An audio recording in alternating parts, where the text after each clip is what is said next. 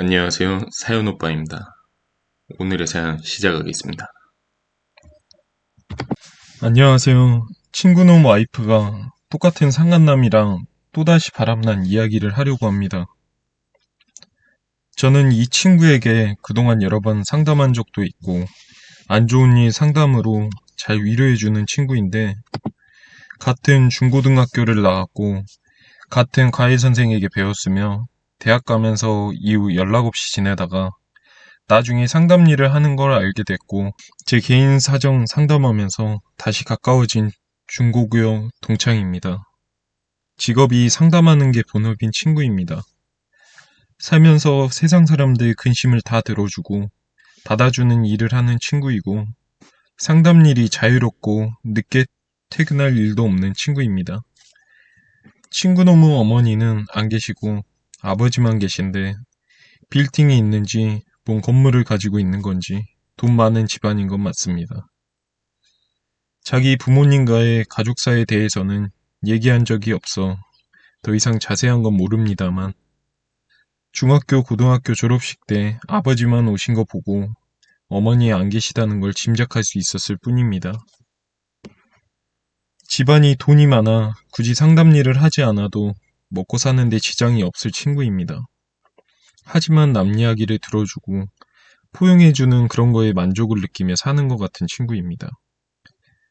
이 친구가 자신의 속 이야기를 하는 건 처음인데 저에게만 아내의 불륜 사실을 털어놓았고 같이 고민 중입니다. 친구놈이 그 어느 누구에게 안 좋은 말을 하거나 누구랑 싸우는 걸 살면서 본 적이 없습니다.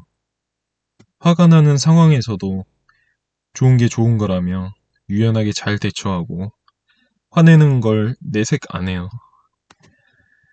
좋은 일, 행복한 일을 잘 표현하지만 속에 있는 안 좋은 건 표현을 안 하고 담아두기만 합니다. 친한 친구들 사이에서도 짓궂은 장난 다 받아주지만 누가 선을 넘으면 아무 말 안 하고 자기가 조용히 떠나는 그런 스타일입니다. 하루는 친구놈 아내가 불륜 저지르다 걸렸는데 저한테만 얘기한다고 어떻게 하는 게 좋을까 물어보길래 그때 제가 일단 친자 검사 해보라고 조언해 준 적이 있습니다. 친구놈과 와이프는 동갑이고요.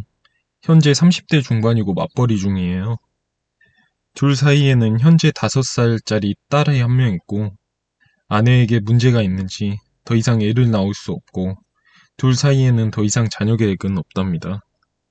얘가 3살이 됐을 때 친구놈 아내는 취직을 해서 맞벌이를 하게 되었습니다. 맞벌이 안 해도 괜찮지만 집에만 있기 싫어했는지 소소하게 일하러 나갔답니다. 힘든 일은 아니고요. 사무실 격리 보조로 간단한 업무였다고 합니다. 친구놈 아내가 첫 번째 불륜을 저질렀던 건 아내의 행동이 평소와 다른 티가 나서 불륜을 의심하게 되었다네요. 평소 야근 없이 6시 칼퇴근을 했었는데 갑자기 화요일, 목요일은 이제부터 야근이 생겼대요. 늦게까지 하는 야근은 아니고 저녁 7시까지만 하는 거랍니다. 근데 야근하는 날 아침에 입는 속옷, 옷차림, 화장이 전과는 달라진 느낌이었대요. 상담사라 관찰을 잘하는 친구여서 그런지 쉽게 바로 알아차린 것 같습니다. 하지만 그 이상 생각 안 하고 가만히 있었는데 화요일, 목요일, 야근 날에만 남다른 모습에 의심이 들게 되었답니다.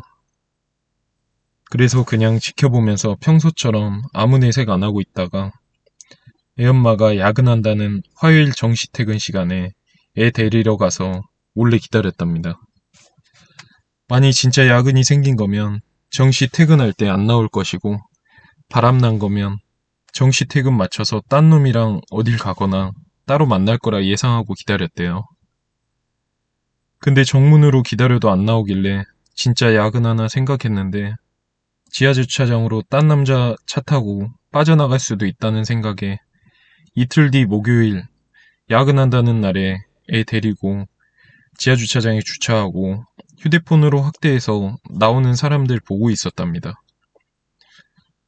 기다리다 보니 아내는 야근하는 게 아니라 칼퇴근하면서 회사 동료도 아닌 다른 사람 차 조수석에 올라타는 거 보고 뒤따라갔대요.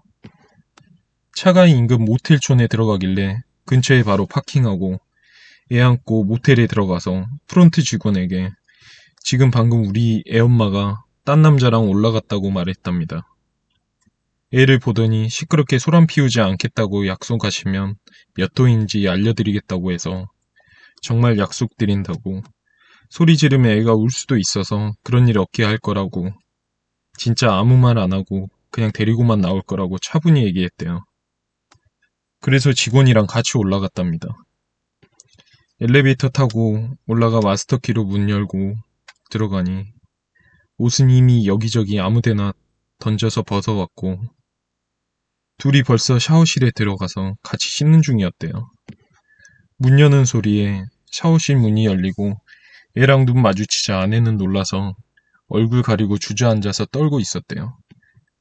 상간남은 바로 상황 파악하고 벌거벗은 채로 계속 엎드려서 죄송하다고 말하고 아내에게 빨리 옷 입으라고 하고 소란 피우지 않게 아내만 조용히 데리고 나왔답니다.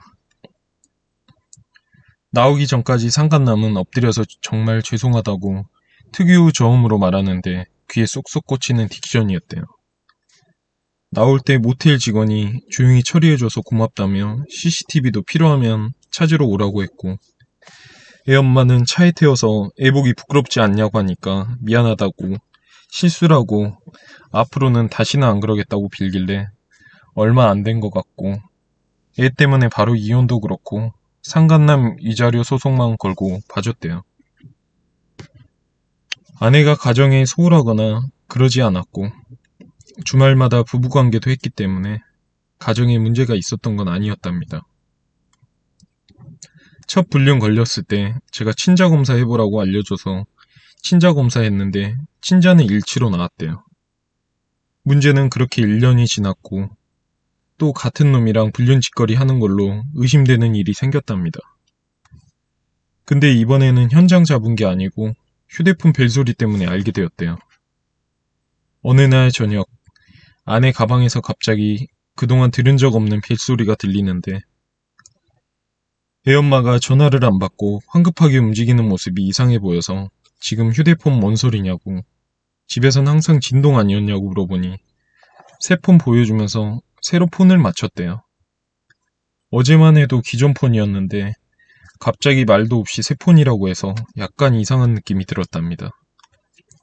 벌써 바꿀 때 됐냐고 하니 기존 폰 오래돼서 교체했대요.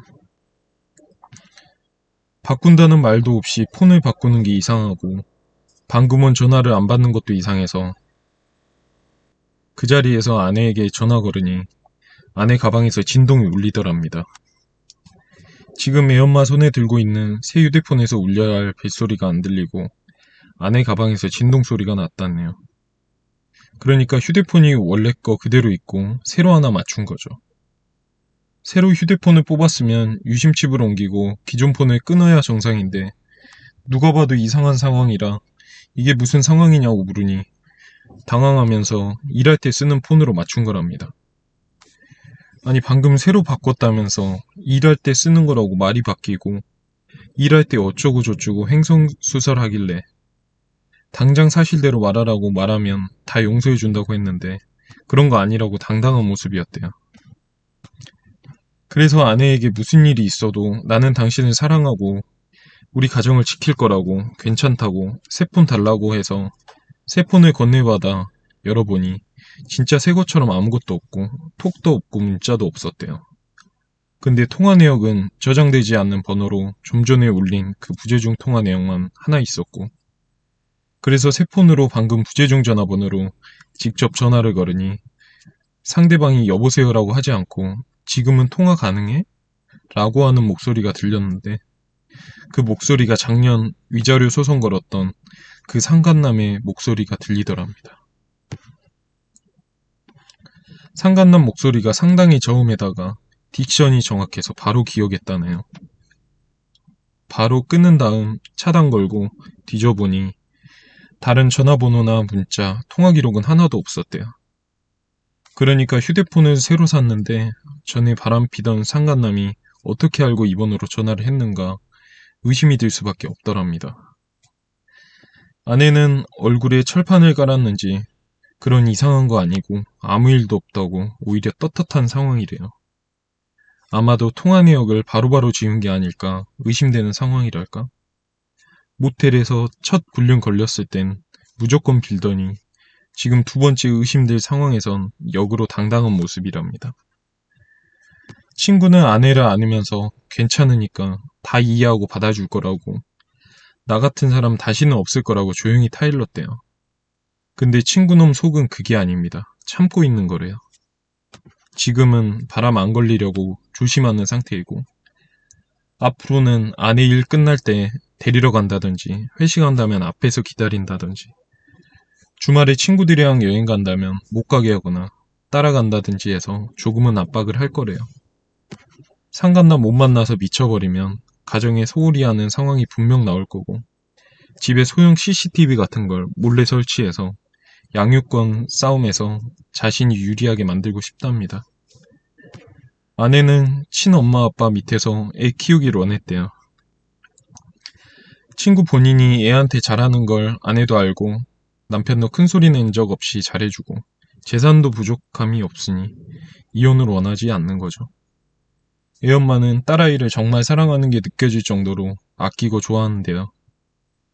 그래서 언젠가 양육권을 빼앗고 애를 못 보게 하고 싶답니다. 바람은 어차피 또 필 게 분명하기 때문에 증거 수집해서 많이 모이면 기다렸다가 때가 되면 가족들 모두에게 다 터뜨릴 거랍니다. 지금은 때가 아니래요. 아내가 딸아이한테 소홀히 한 적은 없고 딸도 엄마를 좋아해서 지금 소송 걸어서 이혼해봤자 딸이 엄마를 선택하면 양육권은 애엄마가 가져가는 결과가 나올 게 분명해서 길게 보고 참는답니다. 언젠가 이혼하면 양육권을 빼앗고 애도 엄마를 싫어하는 상황이 만들어서 딸을 영원히 못 보게 하는 걸로 아내를 힘들게 하는 게 목적이랍니다.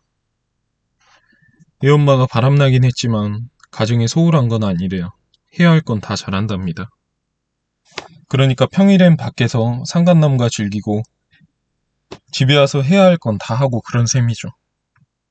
그래서 딸아이가 사리분별 가능할 때 터뜨릴까 생각 중이라며 이 상황을 길게 보고 있고, 상간남은 당장은 소송부터 진행하고 싶어 해요. 상간남과 말 섞고 싶지 않고 위자료라도 좀 뜯어내서 괴롭히고 싶답니다. 원래 안 좋은 거 절대 표현 안 하는 친구인데 불륜은 충격이 큰가 봐요. 첫 불륜 때는 아무에게도 알리지 않고 조용히 묻었답니다. 지금도 의심되는 상황이지만 조용히 참고 있으며 자신은 불륜 걸리기 전과 후 전혀 달라진 거 없이 아내와 아이에게 내색 안 하고 잘하고 있답니다. 아내 역시 자신이 할 거는 다 하고 있고요. 다만 친구놈이 겉으로 내색 안 하고 복수를 계획 중인 것만 다른 거죠. 당장 내색 안 하고 아내와 상간남을 만나지 못하게 하고 슬슬 압박을 한 다음 흥신소 같은 전문 심부름 센터에 맡겨서 상간남과 아내의 뒤를 캐내 증거를 수집할 거랍니다.